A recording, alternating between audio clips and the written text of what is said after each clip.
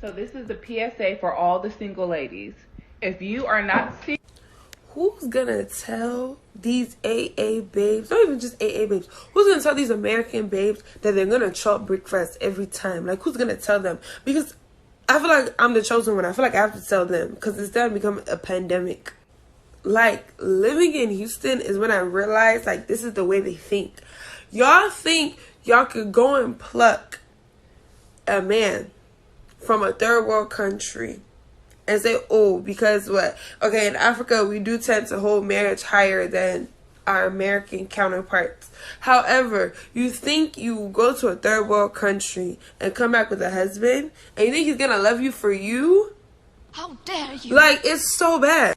First of all, half the time, Americans, because Americans are narcissistic, and that's any type of American, they're all narcissistic.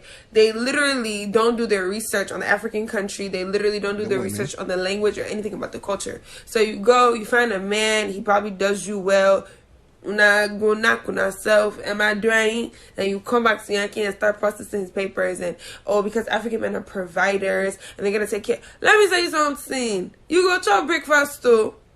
I literally have uncles who are married to American women, black American women, that cheat on them mercilessly. Like, to the extent that they genuinely don't even love their wives.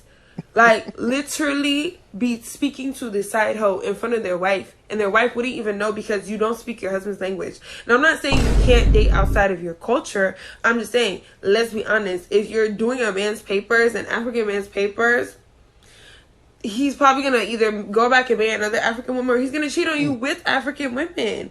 Like, literally. One Sunday, I was at one of my uncle's houses, and I was there, and he was speaking about on WhatsApp video call with his side piece in Nigeria, and his wife was sitting there.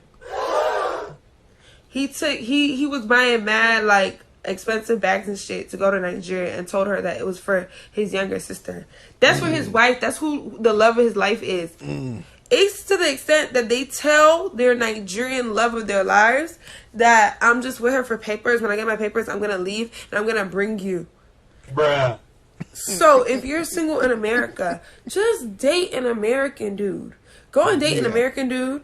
Tell your black American men to marry, because they don't marry as much. Black women are the least, like, rated married, like, statistically, and it's not because nothing has to do with them. I feel like the men don't want to marry. Or get an African man that's in America that already got his damn papers. Not even just papers, citizenship.